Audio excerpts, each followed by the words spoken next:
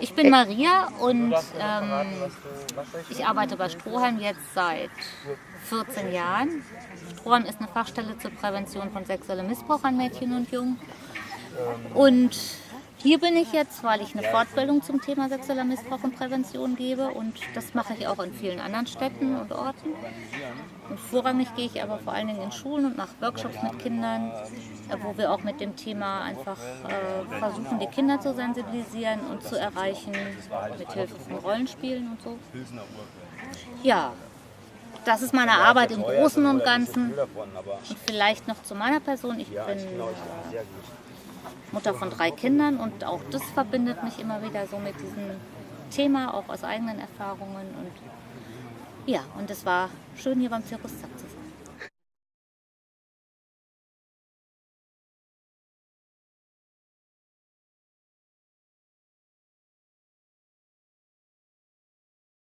Ich möchte euch jetzt ein bisschen Theorie geben. Elle va nous transmettre un petit peu de Théorie. Wenn ich von sexuellem Missbrauch oder sexueller Gewalt spreche, dann ist es gut, wenn ich das ein bisschen unterscheiden kann, von was ich rede, über was ich rede. Elle va nous expliquer les différences entre abus sexuels et viol. Ich möchte euch kurz was sagen zu Grenzverletzungen, zu Übergriffen und zu strafrechtlichen Formen von Missbrauch. Es ist ein bisschen schwierig, weil es gibt auf Französisch, es sind andere Definitionen, andere Gesetze und wir müssen da irgendwie ein bisschen suchen mit die 2, 3. Das tut mir total leid. Elle va essayer de faire la différence entre le dépassement de limite, un abus, Übergriff. Oui, les abus sexuels, on parle d'abus sexuels. Et des formes qui sont condamnables juridiquement. Voilà. Condamnables légalement, qui serait le viol. Merci.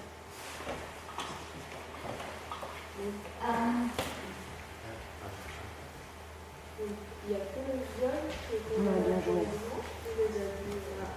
Gibt es, ist nur Vergewaltigung strafbar oder andere Formen der sexuellen Missbrauch? Andere Formen auch. Ich komme gleich dazu. Il y a aussi d'autres formes, elle va y revenir.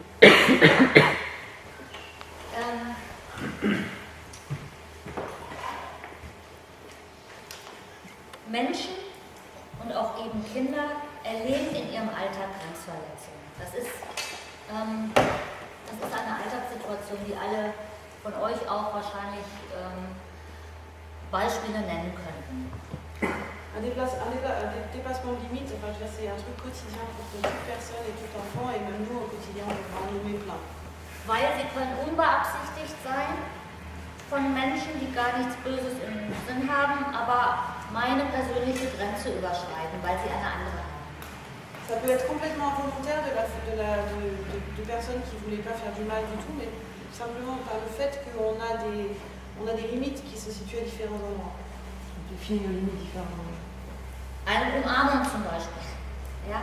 Die Franzosen umarmen und küssen sehr oft. Habe ich mitgekriegt in Frankreich. Für mich manchmal ein bisschen viel. Par exemple, prendre dans les bras ou faire des petits bisous. Quand elle était en France, pour elle c'était beaucoup trop. Les Français qui font des petits bisous tout le temps, c'était... Non, qui font la bise. En fait, qui font la bise à 15 000 personnes. Ja, Pour elle, c'était une agression.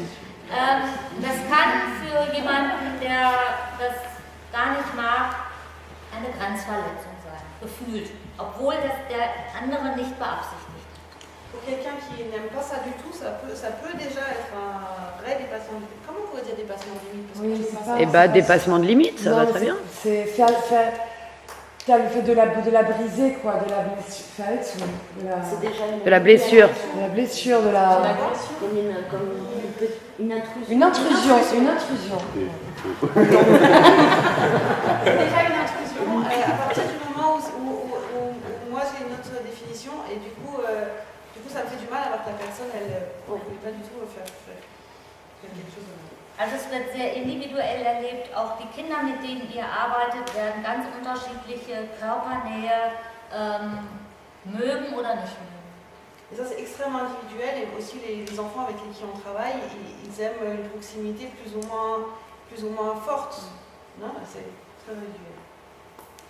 Grenzverletzungen kann man korrigieren, wenn man darum weiß, zum Beispiel. Une intrusion, on peut la corriger si on connaît les limites de l'autre. Zum Beispiel, wenn mir ein Mensch das sagt und ich das beim nächsten Mal unterlasse, dann ist das ausgeräumt. Oder dann kann ich mich darauf einstellen, zum Beispiel. Je peux m'adapter, c'est-à-dire que si la personne me dit de quoi il en est et où se trouve sa limite, je peux y réagir et la prochaine fois faire un petit peu plus attention, me retirer un tout petit peu, etc. Et du coup, on peut régler le problème entre nous. Täter von sexuellem Missbrauch nutzen oft erste Grenzverletzungen als Versuch, als Desensibilisierung sozusagen, um Kinder ganz langsam mit körperlichen Grenzverletzungen zum Beispiel an eine bestimmte Situation zu gewöhnen. Da ist es was anderes. Les personnes abusives. Ça va comme traduction, ça? Oui. Les personnes abusives qui elles développent des stratégies pour arriver à leur fin. Et une des premières étapes de cette stratégie, c'est justement d'utiliser ces petites intrusions. C'est comme pour user la victime. Pour habituer l'enfant à... Pour l'habituer, en fait. Ouais. Da komme ich aber. Elle y reviendra. Übergriffe sind eine Steigerung oft. Un abus, c'est l'étape du dessus. C'est L'étape du dessus. l'étape suivante. Das Beispiel in der Kita vorhin.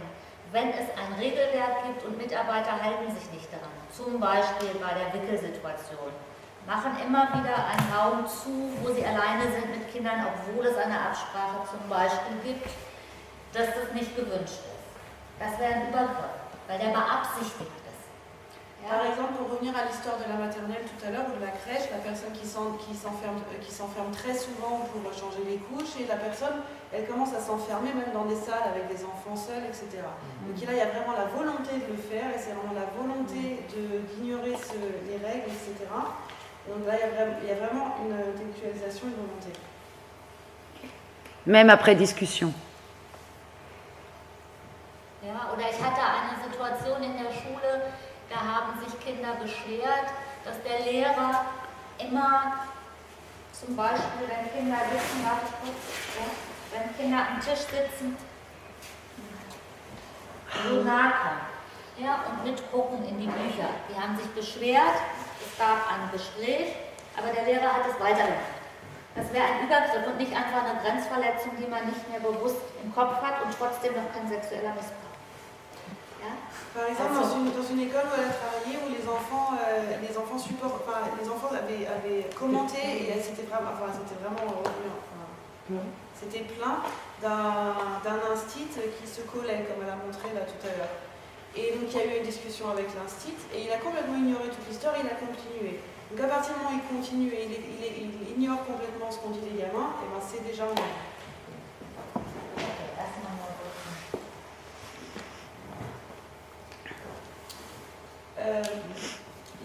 Les abus sexuels envers les enfants, les adolescents et les personnes sous tutelle. Es gibt strafrechtlich festgelegte Formen von sexuellem Missbrauch oder sexueller Gewalt, die sich sehr unterscheiden. Das geht jetzt in deine Fragerichtung. Donc là, on va répondre à ta question, Cécilia. Il y a des formes très très différentes qui sont pénalisées, pénales, des formes pénales. Condamnées par la loi. Das wäre das Berühren eines Kindes oder eines Jugendlichen an der Scheide, am Penis, am Po oder an der Brust. Ce serait de toucher un enfant ou un adolescent sur la vulve, le pénis, les fesses ou les seins.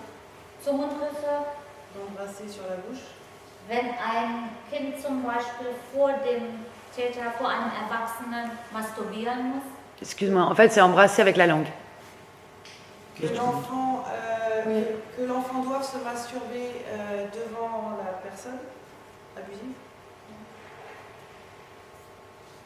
Oder, das war dein Einwand vorhin, also jede Form von Vergewaltigung, das heißt eine versuchte oder vollendete vaginale, anale oder orale Sexualverkehr in irgendeiner Weise. Toutes les formes ou tentatives de viol, que ce soit vaginal ou anal ou oral. Oder auch wenn der Täter, der Erwachsene, das Kind zwingt dazu, ihn oral zu befriedigen oder zu penetrieren. Ou alors si la personne abusive oblige l'enfant à la satisfaire oralement ou à la pénétrer. Also es zeigt eine große Spannbreite, ja, von Möglichkeiten. Nicht nur das, was wir oft im Kopf haben zu sexuellem Missbrauch, diese, ich sag mal, auch schlimmsten, heftigsten Formen von Vergewaltigung gehören dazu, sondern viele andere Bereiche sind auch mit inbegriffen, die wir oft sehr ausblenden, die aber sehr viel häufiger vorkommen. So, il y a malheureusement une grande liste de possibilités et c'est pas toujours, il faut aussi penser à ces autres formes parce que c'est pas toujours le plus incroyable, le viol, pénétration, parce qu'il y a plein d'autres formes qui arrivent finalement plus souvent. Mathilde. Auxquelles il faut penser. Moi j'ai une question, c'est quoi la définition d'enfant? C'est jusqu'à quel âge? C'est jusqu'à la majorité ou c'est un kind. Wie lange ist ein Kind? Also ein Kind bis 13 Jahren zählt man als Kind. Jusqu'à 13 ans, c'est un enfant. Ab 14 ist man offiziell jugendlich. À partir de 14 ans, officiellement un adolescent.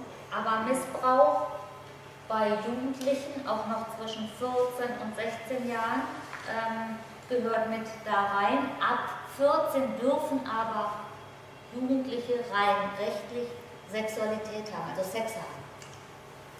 Entre 14 et 16 ans, il peut y avoir des abus aux adolescents, etc. Mais c'est important d'avoir en tête qu'à partir de 14 ans, les adolescents ont droit légalement de vivre une sexualité.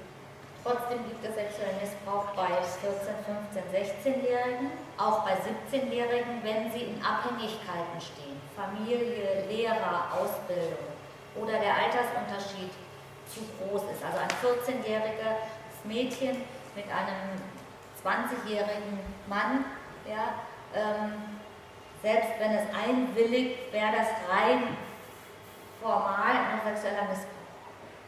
Mais il reste quand même l'idée d'abus sexuels aux adolescents entre 14, 15, 16, même 17 ans, surtout si c'est exercé par une personne qui est dans un rôle d'autorité, c'est-à-dire les profs, les instituts, les éduques, la famille, les parents, etc.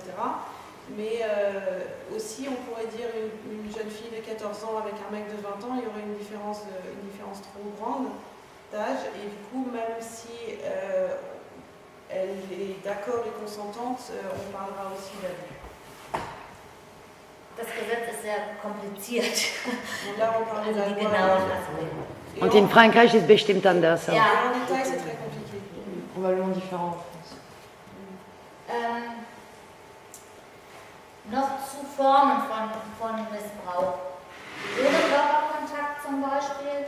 Il y a aussi d'autres formes d'abus, sans contact corporel. On en a parlé. Exhibitionismus sagt in Deutsch sprechenden einen was? Exhibitionisme. Okay. Oder zum Beispiel, wenn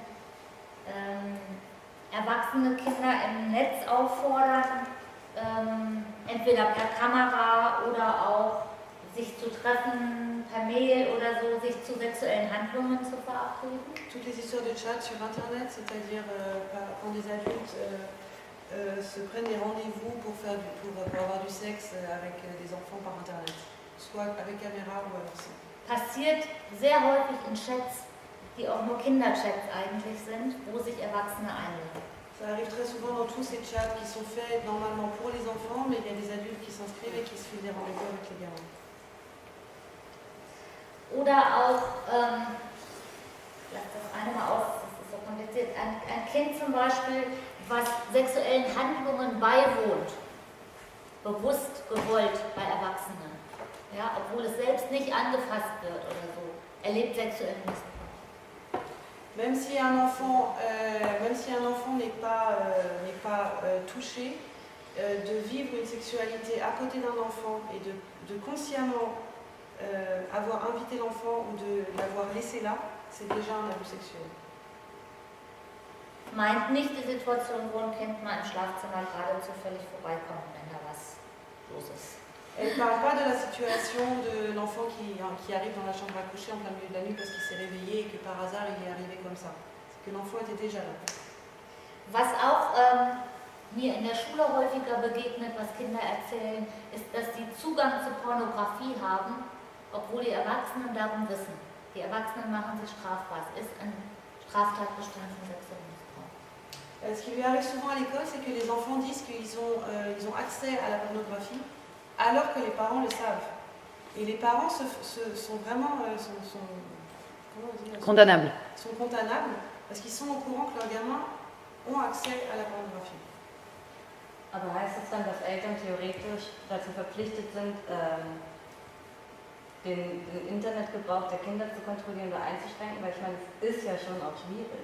Elle demande est-ce que ça signifie que les parents ont le devoir d'exercer un contrôle parental concernant l'accès Internet des enfants parce que c'est effectivement ce qu'on peut trouver sur le net, c'est très vaste. Also es gibt Möglichkeiten natürlich, da auch entsprechende Einstellungen vorzunehmen und sich auch zu sensibilisieren. Das sollten Eltern möglichst wahrnehmen. Ich meinte jetzt auch vor allen Dingen, wenn Eltern darum wissen und das nicht verhindern. Also dass das passieren kann, ist ein Thema. Das ist schon schlimm genug. Aber das nicht zu verhindern, dass Kinder immer wieder Zugang dazu haben, macht sie im Grunde strafbar. C'est possible de mettre un filtre, mais surtout pour elle, le plus important, c'est quand les parents ne réagissent absolument pas. C'est très difficile de réguler l'accès sur Internet, etc. Mais il y a plein de choses à faire. Et quand les parents ignorent complètement. Und der ganze Bereich von Kinderpornografie ist natürlich strafrechtlich relevant, ist ein Straftatbestand. Also pornografische Bilder oder Filme zeigen, um Kinder zu desensibilisieren oder eben zu missbrauchen. Kinder zu sexuellen Handlungen aufzufordern im Chat, das habe ich eben schon mal gesagt. Oder auch Kinder sich aufzufordern, sich nackt fotografieren oder filmen zu lassen. Donc toute l'histoire de la pornographie qui met des enfants en scène est condamnable évidemment de montrer des images pornographiques ou d'obliger des enfants ou d'encourager des enfants à des actes sexuels sur les chats ou sur téléphone portable et aussi d'encourager des enfants à se faire prendre en photo ou se faire filmer. Und da werden unglaublich viele Kinder verheizt, muss man einfach wirklich sagen, mit Filmen, mit Fotografien, die im Netz verbreitet werden, wo sich Leute eben Sachen runterladen und die ausgetauscht werden oder Sex mit Kindern gemacht wird, der gefilmt wird. Also es ist ein ganz breites Feld, leider. Et ça c'est malheureusement un domaine énorme. Sur Internet, il y a vraiment comme c'est vraiment poussé dans tous ces chats pour enfants, etc., de se filmer. C'est des trucs qui sont diffusés après massivement sur Internet. Il y a des gens qui font du sexe avec les enfants, qui se filment, qui diffusent. Enfin, c'est un truc assez énorme. Noch eine kurze Vorstellung. Intensité et fréquence. Wie viel Prozent ungefähr welche Bereiche ausmachen? Der Bereich, wo es wirklich um Vergewaltigung geht, um intensiven Missbrauch in Form von Geschlechtsverkehr, macht etwa 15% aus. Donc toute la partie très intensive de l'abus, c'est-à-dire avec pénétration, viol, etc., c'est environ 15%. Elle parle là de l'ensemble des cas relevés. C'est quoi là? On parle de. C'est quoi les 100%? On Ouais. parle de quoi en fait? L'ensemble des cas d'abus. En général, en Allemagne, Allgemein in Deutschland. In Deutschland, das sind jetzt Zahlen in Deutschland. In Deutschland, das sind die Anteile von den missbrauchten Menschen. Und das sind die Ja, genau. En Allemagne, de toutes les personnes avec Kinder, non? Kinder bis 14. D'enfants jusqu'à 14 ans, de tous les enfants jusqu'à 14 ans qui sont victimes, et ça c'est les pourcents de ces enfants jusqu'à 14 ans qui sont victimes. Das strafrechtlich verfolgt wurde. Hätte ich jetzt genau. Nur strafrechtlich relevante. qui sont condamnables par la loi. 35% etwa der sogenannte intensive sexuelle Missbrauch, also Anfassen an den Genitalien, Masturbieren müssen vor einem Menschen oder dass einer das vor dem Kind macht, wären 35. 35% ce serait le... Je me suis trompée tout à l'heure, c'était très intensif, maintenant c'est assez intensif. D'abus sexuels et c'est toucher les parties génitales et la masturbation.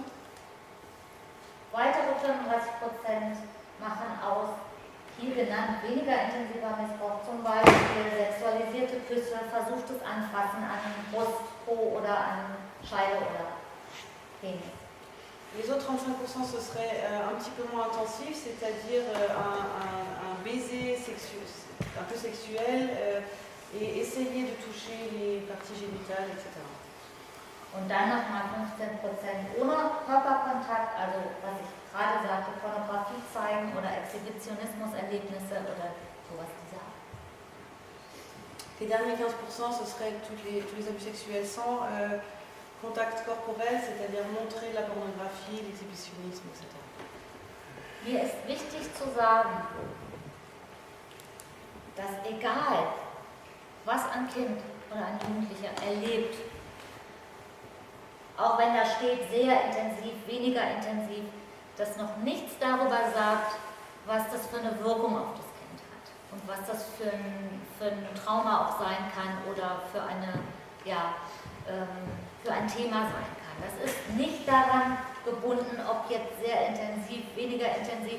Es macht natürlich was aus, aber es kann sich sehr unterschiedlich in der Lebensgeschichte des Menschen und des Kindes natürlich ausdrücken und unterschiedlich wahrgenommen werden in der Heftigkeit auch. Das sagt nichts über dieses intensiv oder nicht intensiv. Pour elle, il est très important de dire que même si là il y a écrit très intensif, moyennement intensif, moins intensif, etc., ça ne veut absolument pas, ça donne absolument pas d'informations sur l'intensité du traumata que peut vivre l'enfant et la personne plus tard. C'est-à-dire que ça peut être, quel que soit le cas, évidemment ça fait une différence quand même sur la façon dont cette personne peut se défendre et tout ça, mais quel que soit le cas, ça peut avoir des conséquences dramatiques sur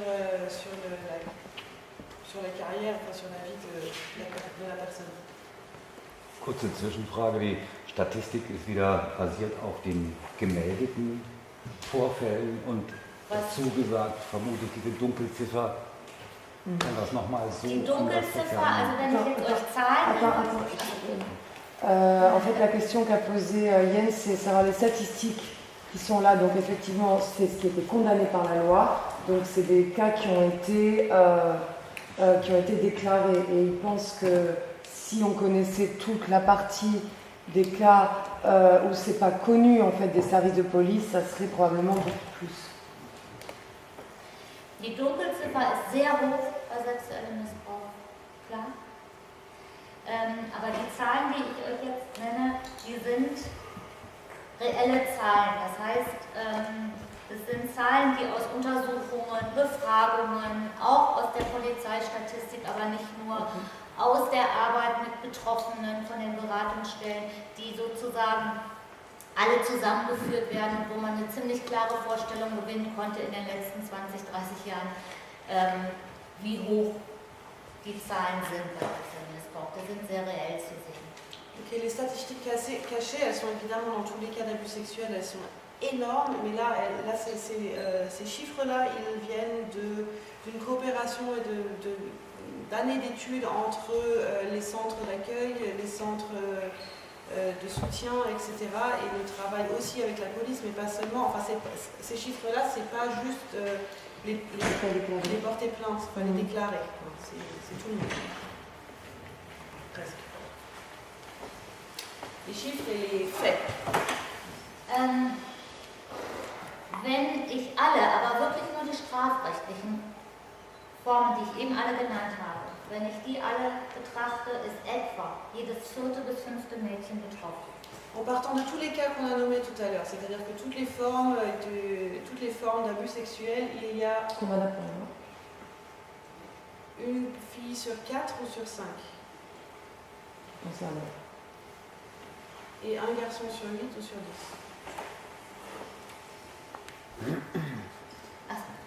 Das hört sich an wie eine Frage. Und jeder 8. bis 10. Junge. Et ça, je l'ai dit.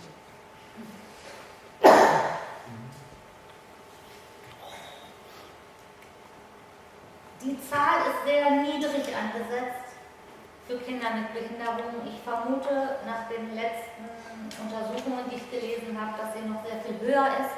Aber mindestens 50% der Kinder mit Behinderung oder Beeinträchtigung erleben Sexismus. Ce chiffre il est très optimiste parce que les dernières études elles ont prouvé que c'était beaucoup plus, donc c'est au moins 50% de tous les enfants avec des en situation de handicap qui sont concernés. Das macht deutlich, sont victimes. Au moins 50%. Das habe ich vielleicht noch gar nicht genug betont. Sexueller Missbrauch ist in erster Linie ein Machtmissbrauch. Elle veut maintenant à ce moment-là arriver sur un abus sexuel, c'est un abus de pouvoir en soi. Es geht nicht in erster Linie um Sexualität bei den Tätern. Les personnes abusives, c'est pas vraiment qu'elles veulent se satisfaire sexuellement, c'est qu'elles veulent asseoir leur pouvoir. Dazu sage ich gleich was bei den Tätern auch noch. Elle va développer ça tout à l'heure quand elle parlera des abuseurs. Ungefähr 50 bis 60% der Fälle sind einmaliger sexueller Missbrauch, den die Kinder erleben. Environ 50 à 60% des cas, ils vont être abusés une fois.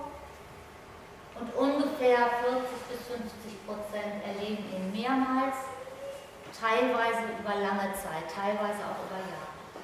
Et donc du coup, il y a 40 à 50% des cas où c'est des abus qui se répètent et qui durent parfois sur des années.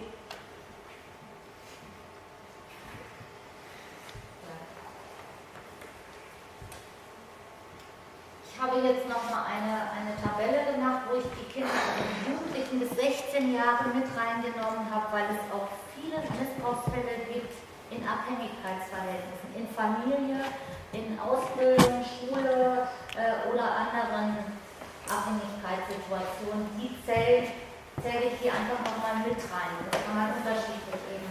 Là, elle a fait un tableau où elle a ramené les jeunes de 16 ans parce qu'il y a énormément de cas soit dans la famille, soit dans les systèmes de formation, à l'école, dans les études, etc. Puisqu'ils sont dans des situations, ces personnes sont dans des situations de dépendance. Und wir sehen, es gibt keine Grenze nach unten. Es werden auch Säuglinge missbraucht, auch wenn es ein kleinerer Teil ist. Die 0- bis 6-Jährigen sind 10%, 7- bis 9-Jährigen 25%, 9- bis 12 Jahre 35% und die 13- bis 16-Jährigen ungefähr 30%. Donc il n'y a pas de limite vers le bas, il y a des nourrissons aussi qui sont abusés sexuellement.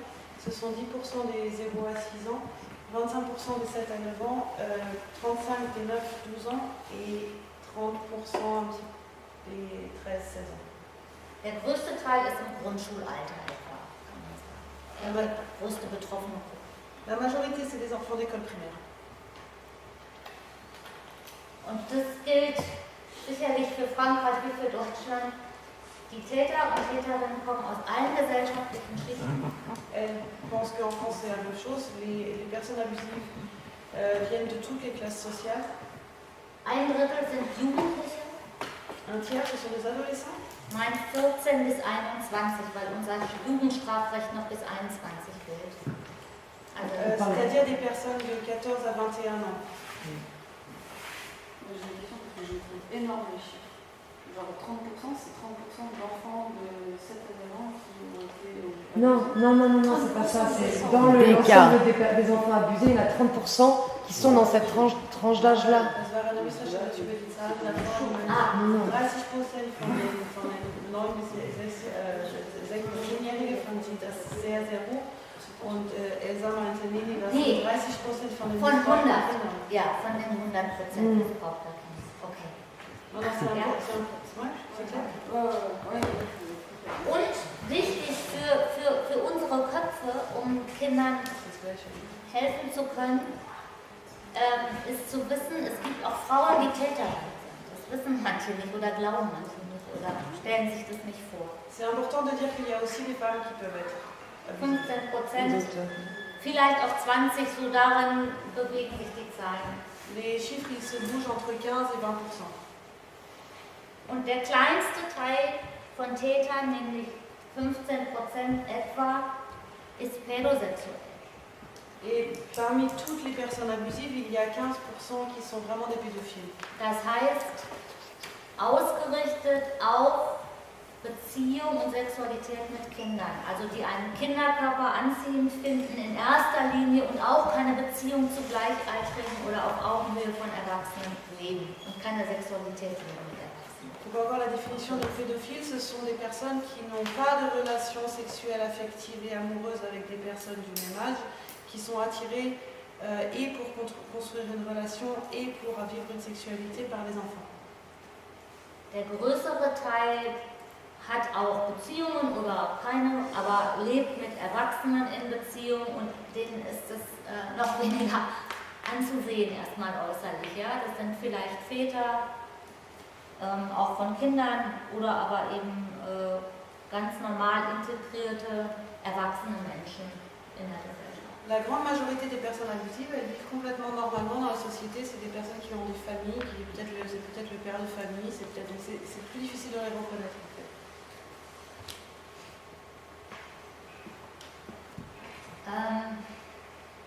Das ist eine Ansicht nochmal, die zeigt, wie nah die Erwachsenen, die Täter an den Kindern dran sind. Nur ein Viertel etwa sind fremde Menschen, die Kinder ansprechen, sich vertraut machen auf der Straße oder auf dem Spielplatz oder im Schwimmbad oder so.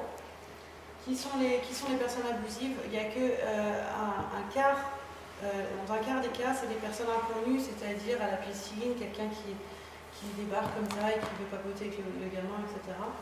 Der größte Teil, nämlich 75%, ist den Kindern bekannt. 75% des personnes abusives sont connues des enfants et les enfants les connaissent. Und wir sehen, dass das Blaue ist sozusagen das Nahfeld, also das kann jeder sein. Das kann ein Nachbar sein, ein Babysitter sein, ein Trainer sein, eine Freundin, die zu Besuch im Haus häufig ist. Das kann jeder sein, ja? Das sind aus dem Nahfeld. Sur 50%, c'est des personnes Connu. connues dans le coin. C'est les voisins, le prof de cirque, la pote qui passe de temps en temps. Das ist anders übersetzt. Elle a reconnu qu'elle avait modifié la traduction. Alles gut. Elle a dit le trainer. Elle a dit juste le trainer. Ich kann kein Wort Französisch, aber das habe ich. Je comprends pas le français, mais là, il y a...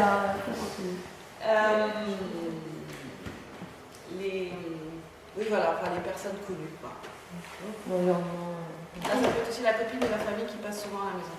Und ein Viertel Familienangehörige, also der große Bruder, der Onkel, die Patentante, im schlimmsten Fall die Eltern. Et le reste des 25%, c'est le grand frère, l'oncle, la marraine et le pire des cas, c'est les parents. Combien de pourcents? 15. Ah non, 15. Non, c'est ça, c'est-à-dire que dans ces trois quarts de gens qui sont connus, et dans l'intérieur de ces trois quarts, il y a un quart, c'est carrément des proches. D'accord. Ah, c'est au cas. Je crois que c'est ça. Ouais, non, Dans les 75% de personnes connues, il y a 50% de bekannte et 25, non, t'as raison, excuse-moi. De proches. De vraiment proches, Vraiment la famille, etc. Ah ouais. On ne veut pas, hein. Es gibt Risikofaktoren für Kinder, die es für Täter leichter machen. Il y a des facteurs à risque chez les enfants qui facilitent la tâche des personnes abusives. Und vielleicht als Grundgedanken, dass sich Täter, auch wenn uns das sehr fremd erscheint, aber Kinder aussuchen, verletzliche Kinder aussuchen. C'est peut-être pour nous extrêmement abstrait, mais les personnes abusives, elles cherchent leurs victimes. Et elles cherchent des enfants qui sont plus vulnérables. Und das ist jetzt eine Auflistung von einigen Punkten, die uns immer wieder begegnen. Donc ça, ce sont les enfants, enfin les points qu'ils ont rencontrés pendant leur travail. Aber es gibt sicherlich noch viel mehr. Il y a sûrement beaucoup plus de cas. Kinder, die sehr autoritär erzogen sind, die das Gefühl haben, was Erwachsene sagen, das ist immer richtig oder soll immer richtig sein, das habe ich zu tun, jetzt sehr plakativ gesagt, sind stärker gefährdet. De façon un petit peu caricaturale, les enfants qui viennent de familles extrêmement autoritaires, qui remettent jamais la parole de l'adulte en question et qui disent que ce que disent les adultes, il faut que je le fasse, et tout, ils ne se posent même pas la question d'avoir une autre alternative en fait. Weil sie haben gelernt, dass Erwachsene als Autoritätspersonen bestimmen. Puisqu'ils ont appris toute leur enfance que l'adulte a l'autorité et c'est l'adulte qui décide. Enfin.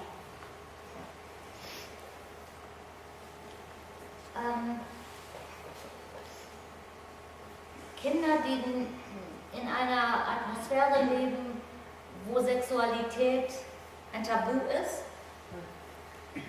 die das Gefühl haben, da darf man nicht drüber reden, da darf ich keine Fragen stellen, sind bei dem Thema sehr verunsichert, haben schneller Schuldgefühle und teilen sich nicht so schnell mit, wenn irgendwas passiert, was ihnen vielleicht zu nah war, unangenehm war oder nicht einzuordnen ist. Les enfants qui grandissent dans des familles qui ont un gros tabou vis-à-vis de la sexualité, où ils n'ont pas l'impression qu'ils peuvent en parler, ils n'ont aucune information, donc ils cherchent aussi ces informations, et s'il leur arrive quelque chose, ils auront encore plus de mal à en parler, et surtout ils auront vachement plus de mal à identifier.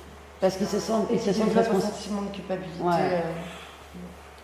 Und sie können nicht, wenn sie auch keine Worte haben, keine Übung darin, über solche Themen zu sprechen oder was zu hören.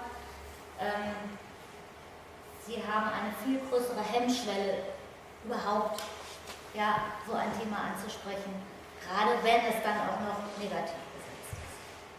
Et s'ils n'ont jamais parlé de sexualité et de leur corps, etc. avec leurs parents, ils n'ont même pas de mots pour définir ce qui leur est arrivé, et surtout ça leur demande énormément d'énergie de dépasser ce tabou. Und Kinder, die vernachlässigt sind, also die nicht genug, vor allen Dingen emotionale, auch vielleicht materielle Dinge, denen das nicht zur Verfügung steht, sind für Täter leichter erreichbar. Des enfants qui sont défavorisés, surtout émotionnellement, mais aussi matériellement. Ein Beispiel, wenn ein Kind sehr auf sich alleine gestellt ist, wenig Fürsorge erlebt, wenig Unterstützung zum Beispiel von Eltern oder auch aus dem familiären Umfeld und ein Patenonkel oder ein Nachhilfelehrer bietet ihm an, mit zum Training zu kommen, bei Aktivitäten dabei zu sein, mit ihm schwimmen zu gehen, Zeit zu verbringen. Wenn dann sexueller Missbrauch passiert, ist dieses Kind kaum bis gar nicht bereit, das sozusagen auch nach außen zu tragen, was überlebenswichtig wäre in der Situation, weil es eine große Abhängigkeit gibt und er das andere, nämlich diese Nähe, was er sonst so gebraucht hätte und anderswo nicht kriegt, aufzubringen. Das ist unvorstellbar eigentlich. Dann ist der Tausch dafür oder dass man das eben noch mitmacht, in der Regel für Kinder aushaltbar in dem Moment, empfinden sie oft so. Pour un exemple simple, un enfant qui n'a pas de soutien dans sa famille, de ses parents, etc., il se sent très seul, il vit très seul et il est en recherche, comme tous les enfants, d'activités, d'amour, de personnes adultes qui passent du temps avec eux. Donc là, quand le tonton il débarque et puis il l'emmène à l'entraînement, il passe du temps avec lui, il lui donne de l'attention, etc. Et ben si là il y a abus sexuel, c'est un drame pour cet enfant parce qu'il n'a pas envie, il ira supporter plus facilement le compromis d'accepter les violences sexuelles parce que le manque de vide qu'il y aurait si l'oncle partait, ce serait un drame, donc il ne veut pas le balancer et j'ai oublié quoi, non non, mais du coup, ça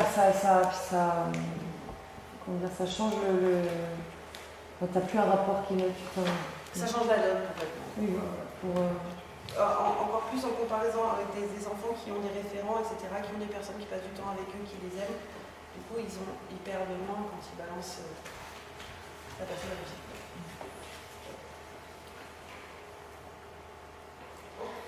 Da fehlt eins. Ist das verschluckt? Keine Ahnung. Es fehlt eins. Ein wichtiges. Il en manque un qui est important. Kinder, die Gewalt erleben, haben ein extrem hohes Risiko, auch Opfer von sexueller Gewalt zu werden. Les enfants victimes de violences dans leur famille sont aussi beaucoup de risques de devenir victimes d'abus sexuels. Da gibt es viele Untersuchungen zu, die das belegen. Là, il y a beaucoup d'études qui prouvent ce fait-là.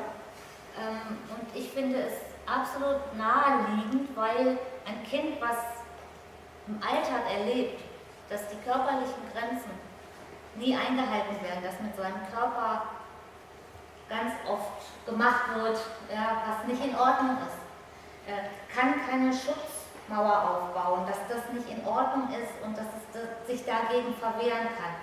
Und ist dann auch natürlich für andere Formen von Gewalt viel verletzlicher, empfänglicher und kann das Unrecht gar nicht empfinden, auch irgendwann mehr.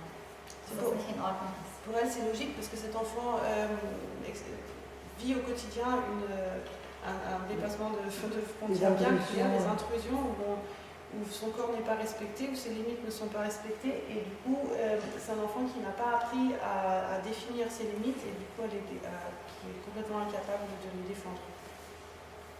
Et qui du coup devient plus facilement victime à d'autres formes de violence. Dont les violences sexuelles, de ne se rendre même plus compte que c'est un abus. Das ist ja ähnlich wie mit den Kindern aus Autoritätshaushalten, die in seelische Gewalt erfahren. Das ist ja genauso, dass die genauso wenig, oder es ist genauso normal, dass ihre Grenzen überschritten werden. On dit que c'est pareil que les enfants qui vivent dans un contexte familial très autoritaire, qui en fait du coup on peut considérer que ces enfants-là dans leur quotidien vivent une forme de violence, même si elle est psychologique, qu'elle n'est pas physique, et qui du coup pour les mêmes raisons ont des difficultés à construire leurs limites.